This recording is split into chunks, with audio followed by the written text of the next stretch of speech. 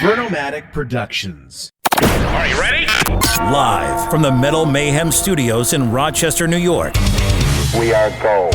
We are gold. And heard around the world by metalheads just like you. This is Metal Mayhem ROC. Heavy metal music. Your weekly dose of metal music, interviews, album reviews, news, and more. Want to be part of the show? Send us a message through our website, metalmayhemroc.com, or hit us up on Facebook and Twitter. Search Metal Mayhem ROC. A proud member of the Pantheon podcast team. It's getting nice and heavy. Now, welcome our hosts, John the Vernomatic Verno, and direct from New Jersey, Metal Walt.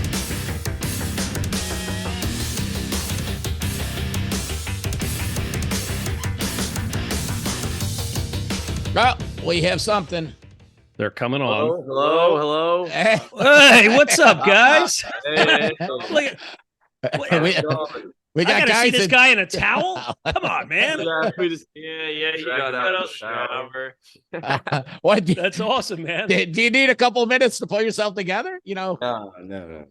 Oh, We're good. all right. That's awesome. You guys are you're up in Teaneck now tonight. Tonight, yeah. What are you doing? You at a hotel or something, or where are you guys chilling? We're at this guy's house. We're actually on Long Island right now. Okay. Live. Yeah. Okay. All right. Cool, man. I drive Cool. back afterward if we're not too tired. All right. That's So awesome. I'm glad you guys could make it. You know, this is killer.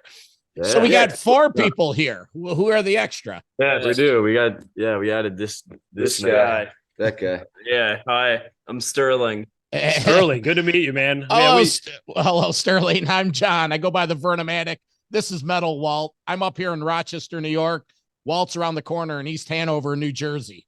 yeah, I'm not too far from you guys. Where you're going to be playing tonight and next week. So, Cool. Are you Yeah. guys going to any of the shows? I'm coming down to Kearney on Tuesday at Jimmy's. And I think I mentioned this to Castor. That's my hometown, man. I grew up in that town. Yeah. Oh, really? Nice. Yeah. So Awesome. I'll be down there. I'll meet you guys in person. We'll say hi and all that stuff. But Yeah, and we'll be down for the MetLife shows and the Saturday night Gramercy gig. You guys got. Nice. Yeah. We travel. yep. All right, well, let's get so we got Sterling. Who's the gentleman drinking? Ethan on Ethan. guitar. Yep. Okay. And Castor and Towel Guy. What's your are you Are you Jacobious or you Jake Dallas? Who are you? I'm Jacobious Lovebone now. All right. I was like looking at the back of the CD. I'm like, who the hell? What the fuck? I got the wrong guy. You gotta change it up every now and then, you know. I figured it based on your stage outfit at Rockville or whatever. I'm like, this guy's a clown, man. He's a clown. He's got some humor. All right, well, you know what? We don't even need an official opening because we just did it. So we have is this the world premiere of Sterling with Bastardane? It is. World premiere. Yeah. World premiere. Yes, it is. All right. Well, from Savannah, Georgia, that's what the press release says. Bastardane, now a 4-piece. Guys, welcome to Metal Mayhem ROC. How are you? Great. Thanks Doing for well. having us. Thanks for having us. Of course. So we've already sort of broken the ice. Walt, let's get into it. You've put together a great little talking point. Let's get to know these guys. Absolutely. So, guys, nice to meet you. And I got some cool visuals that will go along with this. And Awesome. Sterling, sorry that you're not in this picture, but if you get, it's okay. I'm listen, not offended. well, next week when I meet you in person, we'll do a nice band promo and we'll get it back on here so you guys you can be in there too. But Perfect. Nice. That sounds great. so, but hey, guys, we want to talk a little bit about you guys and the origins of Bastardane. But first, like, where did you guys come up with this name? Because I'm struggling to figure out what the hell it means. Talk about the name of the band. Yeah, so we all met in Savannah, Georgia, going to college together at Savannah College of Art and Design. And Jake and I took chemistry class together freshman year. And the teacher gave us, it was like, it's art school chemistry. So it's not super complicated. And he showed us this list that was called like 10 funny and unusual molecules. And one of them was called Bastardane. And I just kind of saw it and wrote it down because I thought it was a cool word. Yeah, we were looking for names at the time. We had some awful That's terrible So ideas. we were like, oh, that's cool. Let's go with that for now. Yeah. Well, Yeah. it has a nice ring to it. It shits and gets. It gets right into it. Bastardane. So Good. so it's a chemistry I mean, term. Yeah, it is. it's It's a not a made up chemical. word. Everyone thinks it's a made up word. Well, not. someone made it up. Yeah. It was made up. Yeah, was Webster's made up. dictionary made up the word. So But I mean, listen, it's got the word bastard in it. That's metal enough, and that's all that matters, right? Exactly. Yeah. That's so you guys. Talk about your origin. So I gather from looking at you guys have played a lot of gigs down in Savannah. Is that where you kind of formed and cut your roots there? Yeah. yeah. Yeah, completely. There's a lot of small, it's actually a pretty cool scene there. A lot of small local bands that play like most weeks, at Yeah, a bunch of different pretty places. much every weekend there's shows Thursday through Saturday at a bunch of different spots. So there's a lot of bands playing pretty often, and we kind of just started jamming in college. We convinced them to let us use the basement of the performing arts building, and we apparently like ruined the play that quarter because we were always Very- playing music while they were trying to rehearse. They said yes to us though, so that's That's pretty awesome. But I was gonna say to you guys, like Savannah, I went there on vacation once, man. I don't think of like Savannah as like a metal city, but it's a pretty cool town regardless, man. You go down on that river walk. I mean, lots of street performers and stuff. Pretty cool little city. Great beer, great coffee. So it sounds like a cool place to live.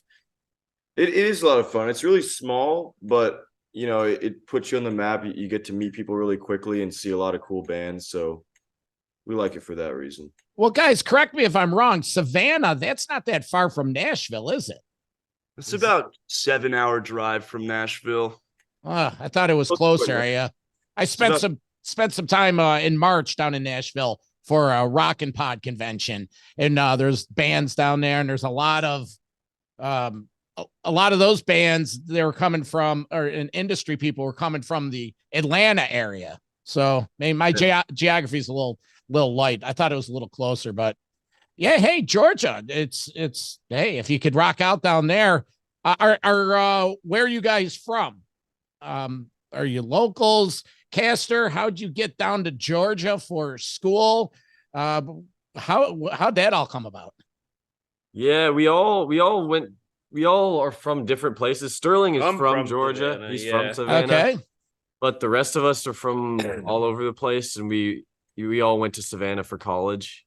Yeah, I grew up in Seattle and then moved to Savannah when I was 18 to go to school. I lived my whole life. Yeah, that's how it is. People, I'm in the north. A lot of these kids, they go down south. Looks like the West Coasters. You want to get to the East Coast. East Coast wants to get to the West Coast. Well, cool. It's Savannah's game. So, Lance or Walt, let's talk about the album. You got some notes on this. Yeah, so we want to give you guys some time to go through. We talk about the album, but like the sound of the band is, I'm 53. John's what, 56, 57, and we come from another 56. generation. 56, but we come from another generation, and you guys, and I say this all sincerely, you guys hit that sweet spot, man. I love that kind of down-tuned, fuzzy, stoner, doomy sound, a little bluesy. You rock out, you get heavy and thrashy at times, some drumming, but it's got like that sweet spot. So maybe before we go into the album, like, Castor, obviously we know who your dad is, and we're not going to get into that and all that other stuff, but like, where did you guys, like, what metal did you guys listen to growing up? Like, what posters were up on your walls? Or if not metal, what are, where'd you pull this from? I think the sound kind of just happened as a mixture of everyone's influences. Like when I was a little kid, I listened to a lot of, like, I was really into skateboarding as a teenager, and I would always listen to like Slayer and go to the skate park. But I listened to a lot more non-metal. Like I was really, really into Jimi Hendrix and Pink Floyd as a kid. Mm-hmm. And I feel like, yeah, that kind of translates into the way I play guitar. Yeah, there's definitely things that we all mutually like together, but we have a lot of our own like very specific tastes in music, you know, at the end of the day.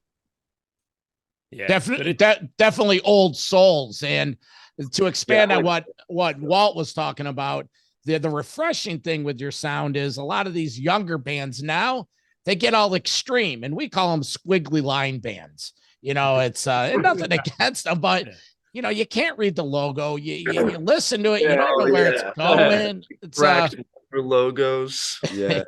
Yeah, if you can't read the logo, man, forget it, man. I mean, you guys like you look at the pictures you guys have on like your Facebook and stuff. You got cool little tour posters at your gigs, cool little artwork. Like that's that throwback style, man, which is really, really cool. But yeah, so when did you guys, I'm gathering from when the album came out, you know, again, probably cliche, but you guys were probably writing songs during the pandemic and all that. Is that kind of how it went down? Yeah, Kind of. I mean, it was, right? Well, Castor wasn't in Savannah during the pandemic. Yeah, we had other Castor's in the band when we first started. Then we had some other members. We played for a while. And then when Castor came back, that's when we actually wrote the first album. Okay. And that was like 21, right? Yeah. Well, the album came out 2022. But yeah, we started writing the album at the end of 2021. But the band actually started at like the beginning of 2019, and then COVID hit and we didn't get much done for a while. We just practiced a lot. Obviously no shows, but we were writing a lot at the time. Mm-hmm. Yeah, it's funny because I was telling John there was a video that I can't remember the name of the song that came out probably before this album. I don't remember the name of the song, but I was like, I don't think that's Castor in that. The guy had pink hair and stuff. I'm like, so was that the other drummer? Oh yeah, Wealthy Fantasy video they did. Yeah, that was that was with one. Oh the yeah, drummer that joined the band when I was gone. Yeah. Okay, got it. That's cool. All right. So we want to get into the new album, guys, and it's a good one. We love it. So John, you talk about some of the songs. We've dissected each of these songs. Let's just go through a few of them. Give them our thoughts on the album. Well, you know, if we're staying true to the old school theme, the opener, you know, above all, a great upbeat track to open the album. And it just establishes the sound of Bastardane right from the start. It's like, this is what I got out of it. It's like, this is us. This is what we're about. Let's start this journey. Is that like a first song you wrote? Was there a conscious effort to because sequencing is huge when it comes to, you know, these albums? Was it a predetermined opener? If so, where in the timeline of Bastardane was this song written? That was the first one we finished. Yeah, we would open with that one at a lot of the shows at first too. Yeah, at the time. It kind of became the opening track as a result of us opening every show with it. Yeah, because it was the first one we finished, and it just it was short and quick, and we learned it pretty easily. And yeah, well, you hit the mark because that's exactly what I got out of it. Let's see. Then let's just keep going. Praise No Bliss. Let's see. The song eventually picks up a little slow part at the beginning. Where was this song conceived, and was it in the same timeline, or do we not have it? So I think one of us wrote the original version of that song a long time ago during the pandemic. Yeah. And then we kind of revisited like some of the main riffs and then just completed. It kind of turned into a different song, but the original idea was from like quite a while ago.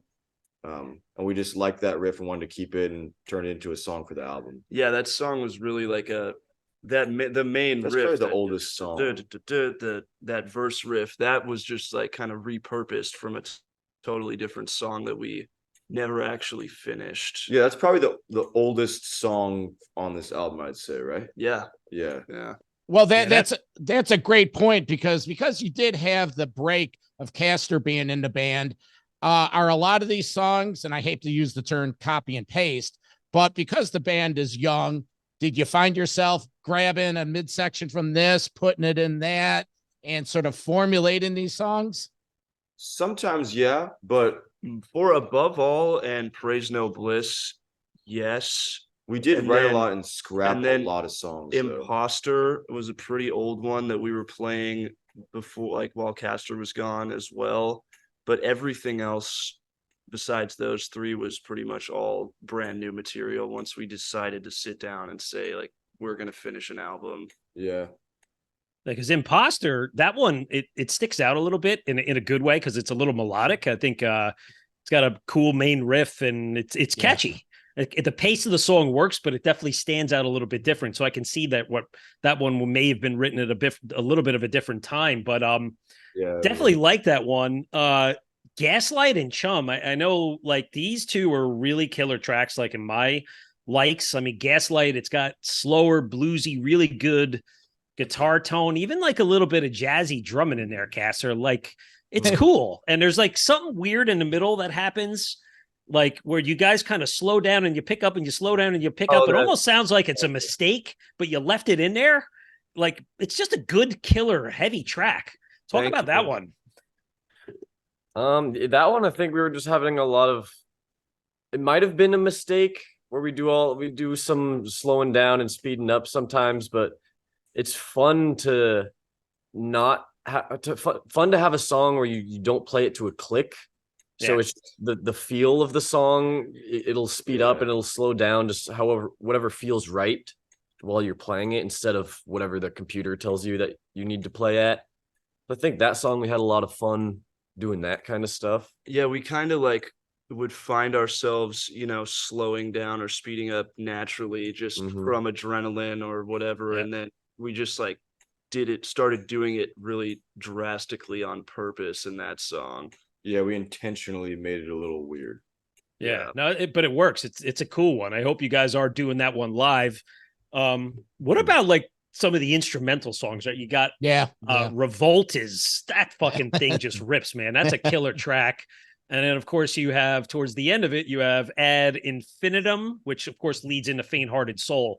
So you guys, were these just jams and you said, you know what, these are too fucking good, then we're just going to leave them on our own? Well, Revolt was... you guys came up with that like really Revolt quick. Was actually like everything else was recorded pretty much, and we wanted another song. Like we just wanted to have one more song on the album, and Castor and I kind of just met up at our practice space and just wrote it in one sitting. Yeah. And then went in and recorded it like the next week. Yeah. Yeah, that was fun to do. Yeah. Got to ask you why the urgency to have one more song? Did you feel it wasn't complete? Was it a time thing? You wanted to get over 40 minutes? What was the thinking? I don't know. The track list, we just were like, it just needs one more. Yeah. Just a gut feeling. It's good to have an instrumental too. Yeah, for sure. Oh, yeah. And the thought of doing a cover song, that wasn't an option. You didn't want to go down that road. We've done cover songs live before, and it's fun to play them. I just felt, especially for a first album, to do completely original stuff. Yeah. So few songs. Yeah. Yeah. To when we first get our name out there, to have it be our stuff, I think that was a essential thing, and it makes it something that we could be a little more proud of, that the entire thing is us. Yeah, totally. For sure. Well, let's talk. Go ahead, Walt. I was going to say, I mean, since you're talking about the cover songs, what were the cover songs that you guys are doing live? Let's see. There was one last Halloween. We did a Misfits cover set. So we did, I don't know, like 10 to 12 Misfits and Danzig cover songs. Oh shit, that's cool. That was pretty fun. What else have we done? We did Smack My. I don't know if you can.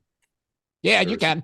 You can. Yeah. Smack My Bitch Up by The Prodigy. That one was really fun. That was cool. Yeah. And I think one of the first songs we ever played as a band together, it was a cover song, My United States of Whatever by Liam Lynch. We did that one a lot of times. Oh, and we did our first show ever. We did Police Truck by Dead Kennedys. Oh, yeah. Right. No. Yeah, I forgot about that. Yeah. Our first show, 3 songs.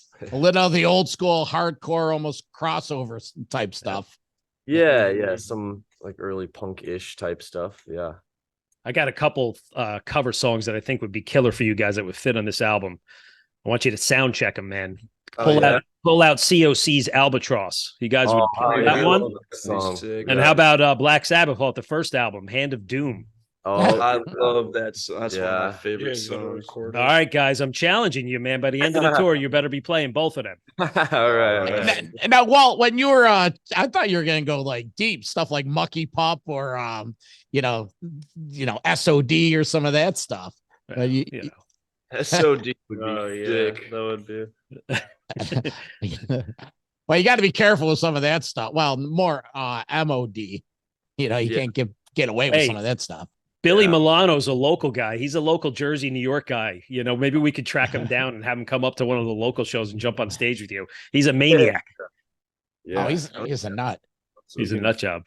Yeah, we need more maniacs on stage. Well, that's a great segue. How's now last night you started this little headline tour. How has the crowd reception been and how are the shows been in general in the last year since you've been playing out? Good. Yeah. I mean, last night was awesome. It was a great crowd, really fun energy. They're down to headbang and let Sterling fall onto them. Yeah, I did a flip over. Jake lay down on the floor in the crowd, and they were into it. What happened there, Sterling? What'd you do? Oh, I did a flip over somebody and flopped onto the floor. It was really fun. All right, so you intended on doing that. That wasn't an accident, right? All right. I always do. Yeah. That's cool. So who are these guys you're out on the road with? Samsara? Is that how you pronounce it?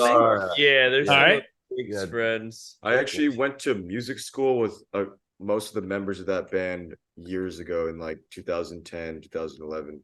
So they kind of reached out to us and their booking person kind of put a little tour together and we were like, yeah, let's do it. That'll be fun. So are you guys the headliner of this? And I was checking out some of your set lists. Looks like you guys also play some songs that are not on the album. I assume these are newer songs, maybe for the next album.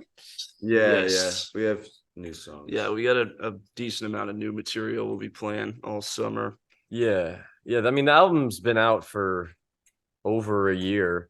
Yeah. So we like to start playing new songs. It's fun. It's good to keep progressing. So we're playing probably half of our set is new songs. Oh, that's pretty cool. Yeah. Are any of these songs out and available, let's say, to check out on YouTube, or you kind of have to look for like live clips? Only right live now, clips. just live clips. Yeah. Fun. We're gonna try to put out like 2 singles in the meantime. And then when we get back home, I got to finish up the vocals, and that's pretty much it. Yeah. Right. So maybe on the winter time. Yeah, we've been in the studio for the past couple months trying to get this new album done, and we're getting there. We got that's when we get off this tour. Well, you guys are busy, man. I mean, starting as of last night, you got a whole month plus of dates.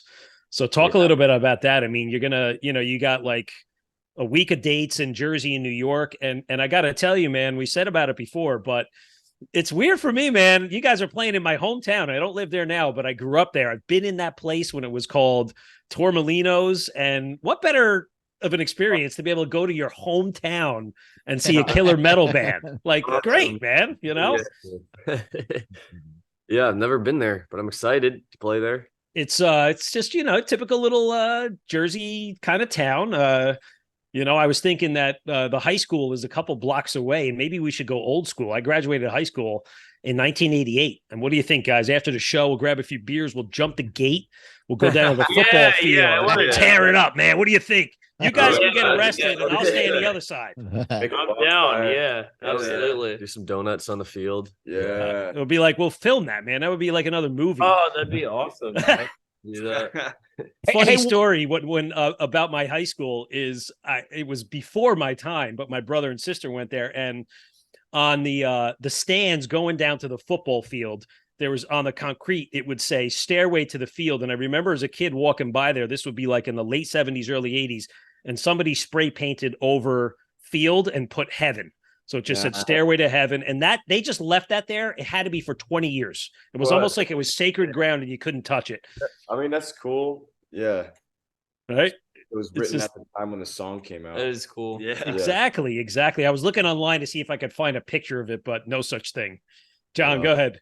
No, I was gonna say, how big is this venue that they're playing? What's this Jimmy's Bar and Grill? It's a little corner bar. I don't know, probably holds a couple hundred people, maybe I would say, something like that. Yeah. Yeah, pretty small, pretty cozy. Yeah. You'll like the Stanhope House. That's a cool little place up in the woods. It's been around a long time, that place. Seen a lot of good shows there. You'll like that one. And of course, the Mercury Lounge where you started last night, that's in the Lower East Side in the Bowery, legendary place. I'm sure you guys were like totally chilling there, right? Oh, that was yeah, a lot yeah. of fun. Really yeah, cool really sick spot. Yep. Now, how about this the Takeover weekend, man? That's like the showcase of this whole thing. So what's going to happen on that night at the Gramercy? You guys got any surprises or anything? Well, we got see. a much longer set, so that'll be fun. I think we're Yeah. playing for like a lot of these shows we play for like 40 minutes, but that one will be at least an hour. Yeah. Yeah, that'll be our first one when we're hopping on our tour with OTTO. Yeah. The guys in OTTO. Yeah. We've played quite a few shows with them before. They're so fun to play with. Yeah, they're great. Yeah, they just have this really, really fun energy. I feel So like much energy. Yeah. Yeah. every time we play with them, we're always just pushing each other to get crazier on stage. So it always ends up being really, really fun playing with them. And what's the sound of their band? I'm not too familiar with them, but how would you compare? Like, what makes you guys? Are you guys in the same category? Are they a little heavier than you? Like, what are they like? They're way more thrash. Yeah, they got a Yeah. little more thrash in their Yeah. sound. They're more like almost like funk influence as Yeah. well. Yeah. Kind of really groovy. Yeah, like thrashed thrash, up. punk, metal. groove metal, I'd say. Yeah. Yeah, they got some really cool stuff. Yeah, they're super fun to watch. Yeah, and they just put out an album like a month or two ago. Was I it? want to say it was in like March. Maybe it was 3 even. months ago. Damn. Yeah, they put out an album. Some really, really cool songs on there. Yeah, excited to see them live again. So for you guys, I mean, you're going to be touring right over the two MetLife Stadium shows, so you don't even get a chance to hang and watch the big guys, right? We don't actually. Yeah, I wish we could. Yeah, Nope. Yeah. that's just the way it goes, right? Yeah. At least we're doing something We productive. might be able to Yeah. catch one of the dates, but I don't think so. Yeah. You guys got to work, man. You got your gig to do. Yeah, exactly. You know, that's great stuff. Hey, the band and Tye's in it, the OTTO. Without getting too far into their whole scene, how old are they? Are they like the same time frame? A little younger than us. Yeah. Tye is a lot Ty just younger than turned us. 19 a few days ago, so he's still young. And then I think the other guys are like 21, The drummer's our age. 23. Trico's our age. Trico's Yeah. like around our Yeah. age. I think Brian is 20, and then us three are 23, and I'm Sterling is 22. 29. No, they're all just a bunch of young guys. Uh-huh. Have you ever jammed with Tye or the little crossbreed of all the bands?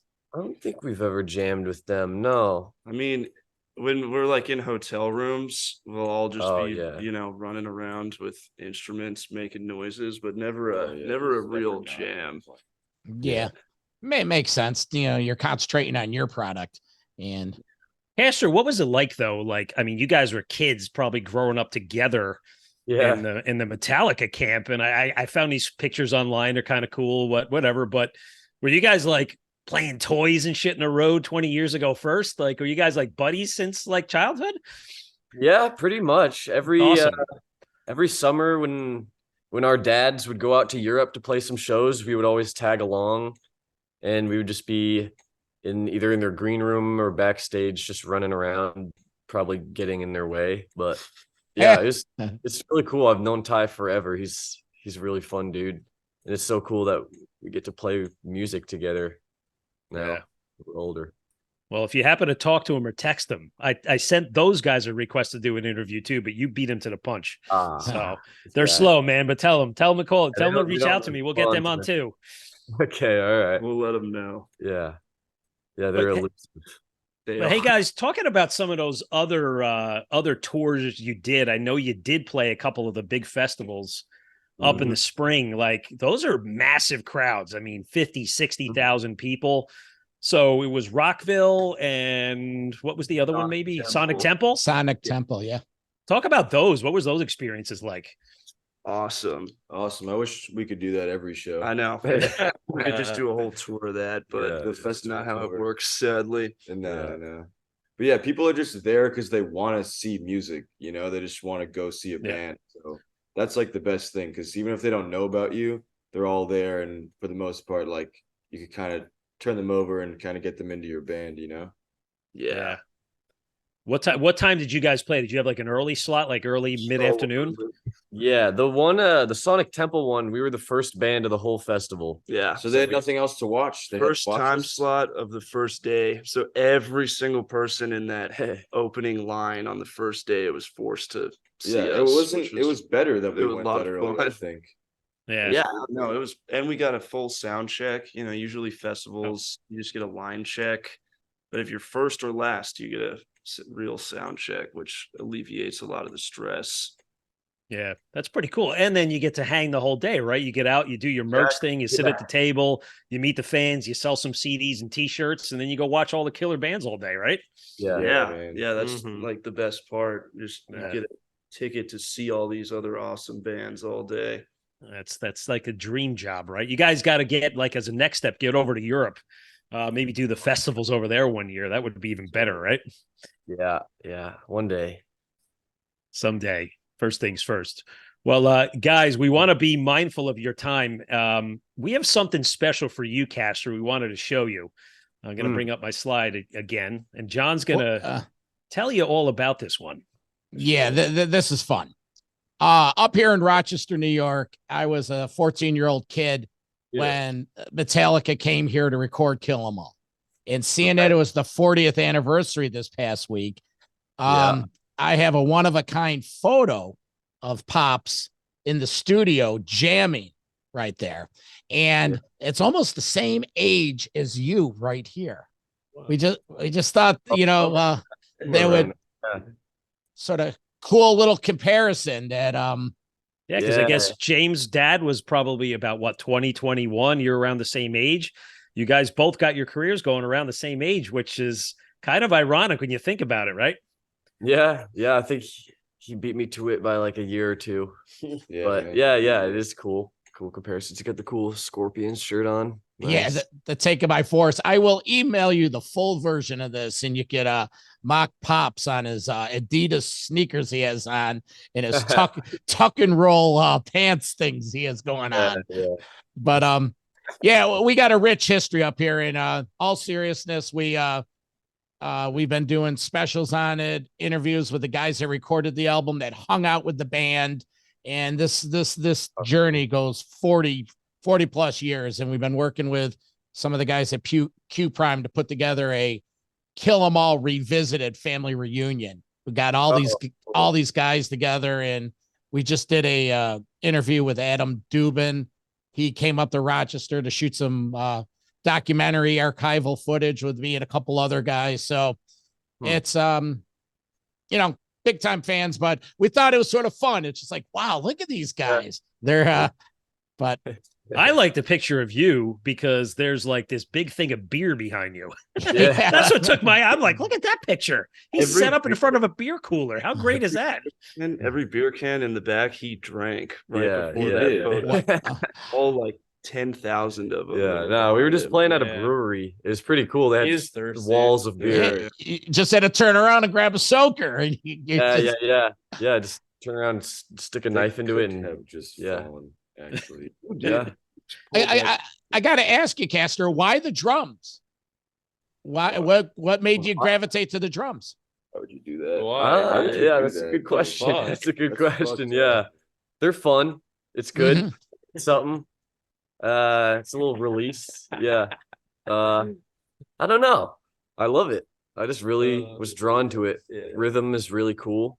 I like playing. I like playing bass and guitar too, but I don't know, something I was drawn to. Well, is it something like do you have siblings, or are they musicians as well? Yeah, I have two sisters. They sing. They sing really well, but they don't play instruments. No. Yeah. That's pretty cool. All right. Well, the band Bastardane, guys, what are the socials? Why don't you share all those for our listeners? I think Instagram is @_Bastardane_ because it won't let us have the just Bastardane. Yeah, every Facebook, just Bastardane, Twitter, now also on Threads. Yeah, It's pretty much just if you Bastardane. search Bastardane, the word on anything, it'll come up. Bastardane.com. Bastardane.com, that's an important one. Bastardane.fun. We'll have all this in the show notes, listeners, so you can just go down and click it. So, Walt, I'll let you say goodbye, guys. Look forward to the show this weekend or next weekend at Gramercy. Guys, it was I'm glad you answered quickly and we got this, and it was good to talk to you, and I look forward to seeing you a few days, man. Definitely. Yeah. Your hometown. Thanks Come for having down, I'll buy you guys a beer, and we'll hang out and talk a little bit, and maybe we'll jump the stadium and get the spray paint out. What do you think? Huh? We'll do it. Crazy. Guys, best of luck on the shows this weekend, and we'll be talking to you, all right? Yeah. Right on. All right. See you All right, guys, have a great show tonight, all right? Thanks, Cheers, guys. man. Thank you.